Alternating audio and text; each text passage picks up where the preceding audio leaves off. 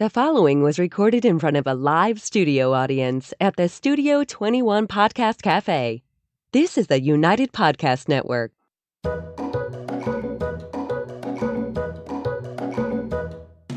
Welcome to the Quirky Dog Podcast, inspired by some of the quirkiest dogs you can ever imagine and the owners who love them. This podcast is brought to you by the quirky couple themselves, Scott and Jess Williams. Their aim is to educate and entertain. Here's Scott and Jess. Here's Scott and Jess. I want to welcome you guys to the podcast today. We have an interesting topic, and Jess will get into that with you in a minute. But first, why don't we just go ahead and give us the tip of the day? All right, we're going to do the quirky tip of the day. The quirky tip of the day, and I haven't even picked it up yet because it just shipped out and arrived at my employee's house, is if you're having bee problems, this is the time of year where we start to have some bee trouble. Peppermint Wondercide is my go-to for that. So I like Wondercide as a product because it's safe for the dogs and safe for kids and everything else. But I always had the little squirt bottle from Amazon that, and it was, Scott knows, I'm not good at spray painting, but also hard on my fingers. It was too much, squirting. So and it smells good too. That's another nice feature. It does smell good, but it's great for the bees. It's like my solution for bees, peppermint, and the Peppermint Wondercide specifically. So if you go to wondercide.com, you can order a big one and then hook it up to your hose and everything else. It was weird. Wondercide.com wouldn't ship to Maine for some reason, so it's sitting in Mass waiting for me, but Peppermint Wondercide for your bee issues. Maine has very strict regulations about peppermint. I guess. I know. I don't know. Maine seems pretty chill about everything else, but they get weird about this one. It is a nice fringe benefit, though. If your dog pees on gravel, yeah, it's kind of where your barbecue area is. And it can be on grass, too. It's not going to kill the grass. The Wondercide is good. It just freshens up the smell out in that area. So Peppermint Wondercide is my quirky tip today. We are pulling a podcast. What does that mean, pulling a podcast? Like pulling a punch? We've never done this before. We actually already have it pulled. So we did a podcast, I don't know, a few months back on a specific rescue in the area. It was Critter Cavalry Rescue, and the girl that we did it with, she was a very sweet person and everything else, but I didn't feel right. We heard a story about this specific group from a client called. I got a call. I'll tell you what happened. Yeah. I got a call, just a few weeks after the podcast from an older gentleman in New Hampshire that said, I just rescued a dog. I've had the dog for 2 days, and I was just getting out of the car with the dog. The dog got loose, ran and bit my neighbor really badly. And I said to him, geez, were you aware that this dog had some aggression issues? He said, no, I didn't know anything about it. It came straight from the previous owner to me and in the South and all this stuff. And I said, well, rather than doing some training, you may want to just get this dog, now that it bit a human, it's a whole different ball of wax, and you've only had the dog for 2 days. The guy's like 75 years old. Yeah, and it was a bad bite. The neighbor was an elderly gentleman and had to get stitches. It was a bad bite. I didn't want the dog to go back to the rescue because I thought they're going to put that dog somewhere else. It's going to bite somebody else. He was being pretty responsible about it also. So I advised him to put the dog down, and I hate to say that, but there are some dogs that I wind up having that conversation with the people, and if they tell me, no, I don't want to do that, I'm going to keep the dog and I need help, I'll work with a dog that has some aggression issues if I can actually take the leash and work with the dog. They know what they're dealing with. But if they just got the dog and the dog already bit someone badly, you don't want to be keeping that dog. You're going to have a lot of problems. And the dog came from this organization. And I guess what rubbed me the wrong way was I asked him, where did the dog come from? He said, it was supposed to be a foster before it comes up, and then a foster when it gets here situation. With evaluations all over the place. And I didn't necessarily like the fact that he was in communication with the previous owner, because now they're giving him, kind of the sad story about, I went through a divorce and it was hard for me and the dog's just adjusting and everything else. And that should be neither here nor there for this owner. So it's not, I wrote them and they said, give me a buzz, but I wanted more things through email and everything else. So it could be fine. There are some things on the Better Business Bureau that I went back and I looked at. We just try to provide a lot of integrity and authenticity on this podcast. And I don't want someone to hear that podcast and then think, okay, well, this is great. Scott and Jess, think it's a good situation. I like what they have to say. And then have an issue. So that's just my personal stance at this point. We are not going to be endorsing any specific rescue because there's a lot going on with rescue, and it's not always going to be a situation that is going to go poorly and everything else, but a lot of the dogs have anxiety, and it is great to save animals. It really is. But this adopt, don't shop mentality is getting a little bit extreme to the point where it's this fringe animal rights kind of group, and some crazy stuff is happening, and there's a lot of turnover, and there's a lot of money and everything else. And people are paying just as much for a rescue these days as if they got a purebred puppy. It's true. It's an expensive thing. Yeah, I mean, people are paying at least $400 to rescue a dog that came up on a bus from the south, from a and we van. have the issue here, and this was the situation with this rescue and a lot of rescues around us where we're taking these dogs from the south and we're bringing them to New England. And I don't know if it's because, we're trying to save the world and we're more of a liberal part of the country. I don't know what the reasoning is, but Scott has even talked about before, wouldn't it be great if we didn't have rescues allowed to cross state lines necessarily? Let's deal with all of our own problems within our own state. Empty the dogs that are in these places here in state. Yeah, rather than bringing them up right here. Yes, and everything else. And there's always going to be some odd stories that pop up. I mean, this is a bleeding issue. I really personally want to help this issue the most I possibly can. I was even going to start a dog rescue reviews site. That was something that I've been pretty passionate about and everything else. And I'm kind of in between web people, and then it's kind of okay, well, I'm doing another thing where it's just kind of nonprofit and I'm looking for sponsors and everything else. But honestly, at this point, I had so much backlash a few weeks ago on the internet from a post that I put up about medications that I cannot even handle the strong emotions that are going to be coming up from the people in rescue. I personally can't be responsible for that, for a bad review and all of this backlash and everything else. And it can get really nasty and really ugly. And Susan Garrett, we had her on the podcast about a year ago. She's doing this big masterclass again around the same time about, promoting her training and everything else. And she said the other day that when people attack online, you kind of shut down. And I kind of had that response as it relates to all this stuff because I really wanted to get this going and I really wanted to help the issue. But at this point, I can't put myself out there to take the backlash because there's a lot of medication that goes on in these rescues. There's a lot of high emotions in these rescues. And to me, there's some unethical stuff that happens. And I want that exposed for people's sake that are going to be doing the rescuing, but I also cannot take the personal emotional backlash that comes with all of these people getting upset by being called out, I guess, is the bottom line. So this goes deeper, and we had a rescue podcast very early on in our podcast, and we talked about some things. At that point, it was our most successful podcast, and there are things to consider and to look for, and we see a lot of rescues in our business, and when they show up with human aggression, sometimes it's disclosed human aggression. I don't necessarily understand. I don't understand. Know why that dog would keep working its way through the system if it has a history of biting humans. Yeah. Another thing to look at that we've seen many times with dogs that have come in for boarding and training because of their behavior, which that's what we do for a living and happy to do it. But the paperwork that came with that dog doesn't match the dog. It's not the same color. It's not even near the same age. It's not the same paperwork. It's just paperwork that goes along with this dog, but it isn't the right dog for the paperwork. Yeah, and this is not oh my gosh, you're going to go get a dog from a breeder or get a purebred. I mean, nowadays you don't even get a purebred. It's not even about doodles.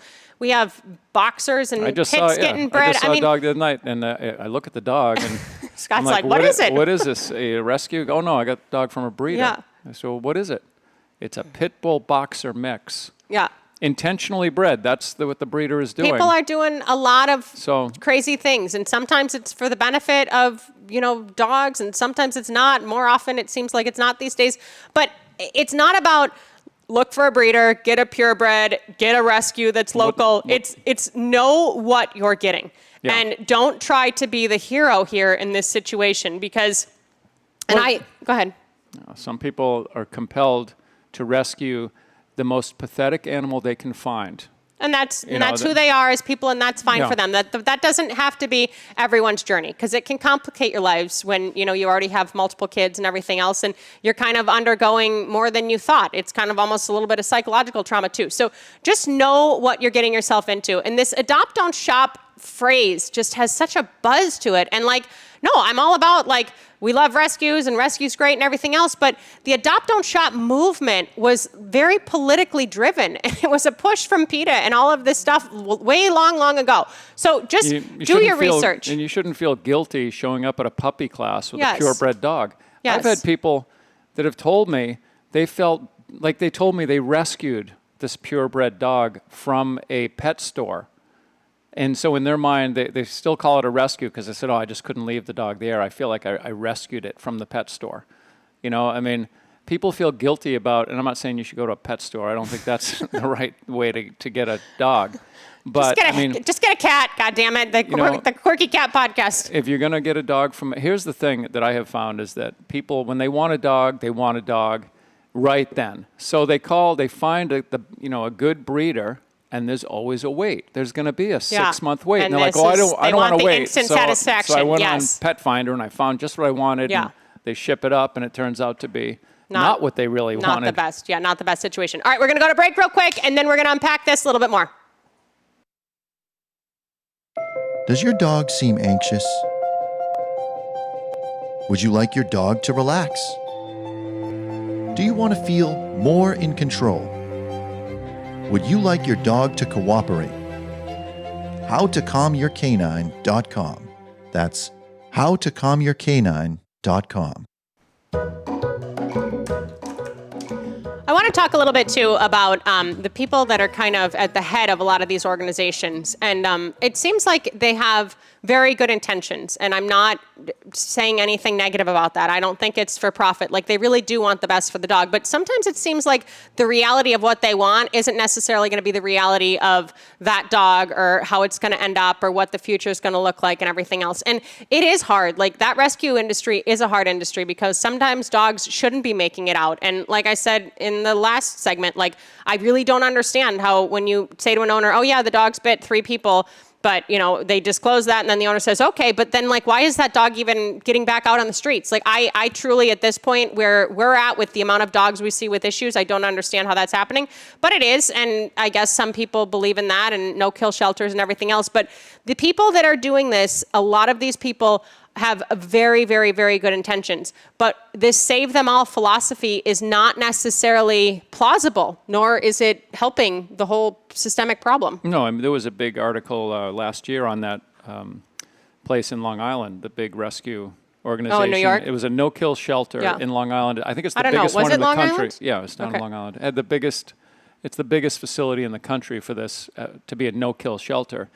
And what happened was the employees started going, like whistleblowers went to the news because they were dealing with aggressive dogs. They were placing aggressive dogs in people's homes. They knew it wasn't the right thing to do. The employees were getting bit. They were afraid to go to work. And what happens in a no-kill shelter is if they're not killing the dogs that should be put down, the dogs that should be put down, they're not doing that because it goes against the whole philosophy of why they created this place. You wind up eventually with a completely full facility of dogs that really shouldn't go anywhere. Yeah. And then those dogs just keep kind of getting rotated out because they're, and they come back and then they go back out it's and they brutal come back. Because these dogs are biting kids. They're doing crazy things. And if the dog gets adopted out that's aggressive and it bites a kid and then that person who was the guy that got the hot potato, they put the dog down, it doesn't reflect back on the rescue because that dog just got adopted out. Yeah, but there's a ton of heartbreak with the family, and now the kid could be traumatized for life and everything else. So it's just, and that was even worse because now we're talking about not disclosing the aggression. That's a whole nother echelon of like hiding it, and that was a big news story, and it was, I don't remember the name of it, but it was North Animal something or whatever. But that was a huge story that broke, and the employees themselves and the news and everything else covered that widely. You can go look that up. But if they are disclosing the aggression and you think, oh, it's okay, I can deal with it, and oh, my dog was a little bit snarky before, like you already have a big hill to climb here when you're getting a new dog, especially a dog that you don't know the history of everything else. If there's known human aggression there, just pass. Just take a pass. It doesn't matter what the dog looks like. It doesn't matter how cute the dog's eyes are. It doesn't matter if it looks just like the dog that you had when you were a little kid and this is going to be what fixes everything in your life. Just do not move forward with an outwardly human aggressive dog that has aggression already on its history. And this is happening frequently. And even dogs with extreme anxiety. I mean, a lot of people are much more compassionate towards a dog with anxiety because many people these days have anxiety. We've gone through a lot of turmoil over the past year and a half, 2 years. There's a lot of people that are dealing with their own anxiety. So they hear that this rescue has some anxiety, they can identify with that. They have compassion towards that. They can empathize with that. But extreme anxiety is a whole new ball game. Yeah. That's a dog that you can never leave alone. You go to work, you want to go out to grocery shop, you come home, the dog has torn the whole friggin' house apart. Yeah. I mean, it's defecated everywhere. It's just crazy. It's chewing the walls up. that's a whole nother issue. And they say, well, yeah, the dog has anxiety. Well, what am I supposed to do now? I can't do anything except sit and pet this dog or it goes crazy. It's true. And they do go through a lot of emotional backlash, some of these rescues and everything else. And sometimes we're diagnosing them with PTSD and we're doing all this stuff. But the bottom line is that all of that emotional load becomes your issue to deal with. And we're talking about a dog that may take a really long time to settle, a dog that it's just the same thing they say with relationships. If you're a type A, maybe you shouldn't marry a type A. I kind of have more of a border collie personality. A lot of my dog training friends are like, you shouldn't own border collies. It's way too much. Like, you don't necessarily want the same energy there. So if you have, anxiety yourself, maybe get a dog that's a little more chill, a little more hands-offish, a Shiba Inu, a bulldog, something that might be a little more, independent. That might be a good way of saying it. So just because you can identify with something doesn't necessarily mean that it's the best fit. And you never know if it's going to be a great fit or not. Go ahead. I was going to say, if you have kids and you get a rescue, regardless of what they tell you, you want to treat that rescue like a puppy. It's a new dog to your home. It needs supervision. You don't just let the kids roll around on the floor with it. I mean, these things happen all the time. And of course, we hear the worst of it because we're dog trainers. So people call us to fix when it. the shit has hit the fan. That's when they call us. I had a lady call me with a Rottweiler, a beautiful dog. And she said, we want to get some training. The dog is really dominant, real strong, but we love him. And I set the appointment for about 5 days from that phone call. And the day before that phone call, she called me and said, the dog just bit my boyfriend in the face. And I was like, oh, shit. I was going to be there the next day. What happened? And the guy was on the floor with this Rottweiler with a tug toy, going crazy, getting the dog all worked up, and the dog was biting, and then it just grabbed the guy right by the face, and he had to get all stitches in his face. And I said, well, obviously you want to cancel the appointment for tomorrow. I figured you're going to put the dog down. She goes, oh, no, we want you to come and evaluate the dog. And I said, well, for what purpose? She said, we just think he's a great dog, and we want you to come. I said, okay. I went. I worked with the dog. Dog was great.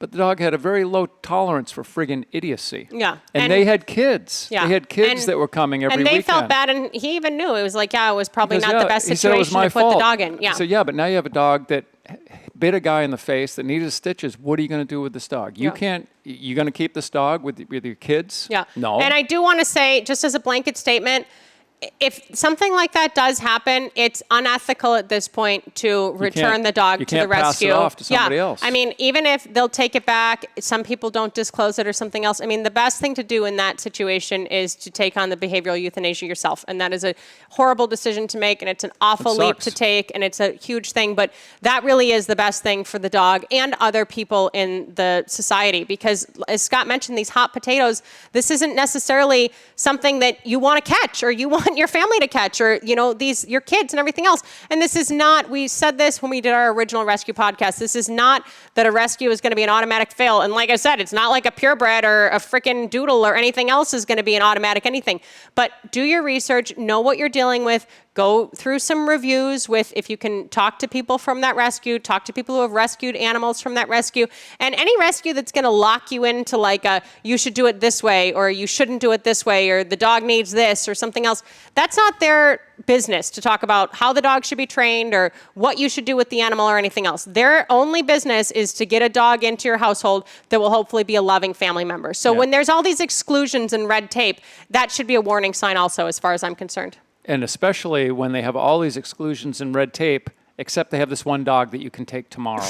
And I swear to God that we've been in that situation where people have jumped through hoops trying to get approved. People come out and look at their house. Oh, it's not fenced high enough. This, that. Like, holy shit. What do I got to go through to get a dog from you? But then a month later, they come up. We have a dog that the foster just can't keep this dog anymore. And we know you want a dog. So if you want, you can come see this dog. And if it's a good fit, you can take the dog. That dog's a friggin' pain in the ass. That's why they're calling you. And, and you're like, oh, it's not like you're waiting to adopt a child and they say, finally, you're up on the list. Or you're waiting for a new liver. Finally, you're up on the list. It's not like that. If they're going to get you a dog real quick, there's probably something going on there. You should back up and think about it a little more. And there's emotion involved. We all want animals. We're excited that animals are going to come. This is a whole thing. But you really need to sit there and take a deep breath and follow your gut intuition as far as like, okay, like, does it feel right? Is the time frame correct? Can you meet the animal? Is it just going to get shipped up here and then be yours and your responsibility? Just know what you're getting yourself into. And again, this is nothing specifically against that organization. I just do not want to promote something that where you now have heard Scott and Jess or say that that's a great setup and fostering and everything will be great. And then you get a dog and now it's been an issue for your family. Because when we heard that story and it hit so close to home, when the guy mentioned the name Critter Cavalry Rescue, I'm like, well, crap, I don't want that to be something that people do because of us. And I think we probably, half the dogs we train or rescue. When 100%. You say, if not more. And they work out fine. And they can do just fine. But they can need be training. just, yes. They have, a lot of, typically Any it's dog aggression needs issues. training, but you're not starting with an 8-week-old puppy and kind of forming it into what you want. There's baggage there, and you have to fix that baggage. They got to go through a brainwashing of there's a new way of life here. It's not like it used to be. Yeah, and really, it's almost like you're just teaching them to be normal. Yeah. I don't know how else to better say that, but it's just a dog that is going darting here, there, everywhere, shaking, never been crated before. Like, you're just teaching them, like, that's okay. Like, this is how a normal dog is. And then when they do, like, experience normalcy, all of a sudden they have a big sigh of relief. They feel pretty good. They like it. That feels good to them. So not meaning to go on and on about it. And again, rescue is fine if that's what you are heading towards and everything else. But know your organizations, do your research, and ideally talk to other people that have rescued from there. Get in those groups again and talk to these people. Hey, yeah, I got a dog from there. It was great. There was support. Don't let them box you into this little corner that, like, you can't do this with the dog and the dog only needs this and yada, yada, yada. What would be nice is if you could, like with children, you could foster that would be a dog. Great, yeah. And that's, when you adopt children, quite often it's a foster situation to see how it goes. You can take this kid and that happens and a lot of times. 6 months or a year later, you wind up adopting the child. Yeah. I have an uncle who adopted 3 girls, and that's the way they did it. The kids were in an emergency situation. They needed a home. He said, I want kids. And him and his wife took on this immense responsibility of these children. And then later they adopted them. Yeah. So, and if the rescue allows fostering, that's a great way to do it. And going with the intention that you're really going to be unbiased here and you're going to give it a good, 3-4 weeks or whatever. And you're not going to just get emotionally caught up. But you'll get a good idea of what you're getting. Easier said than done. Yes. Because I tell you, people get a dog in their house for 24 hours. 20 minutes. And that's it. I'll die before this dog leaves my home. I don't care if it needs surgeries and it has to be on IV fluids the rest of its life. We'll do it. We'll set up this wing for this dog. Live and let live. We love you guys and we support you guys, but just do your research about these things because the dog is a commitment. We're not talking, a 6-month thing here. It's easily a 10 to 15-year commitment. Start with a guinea pig. If you do well with the guinea pig, know what you're getting yourself. Know what you're getting yourself into. All right, guys. We'll see you next week. If you need anything from us, you have any questions, you can email us at studio@thequirkydog.com. And in the meantime, keep it quirky.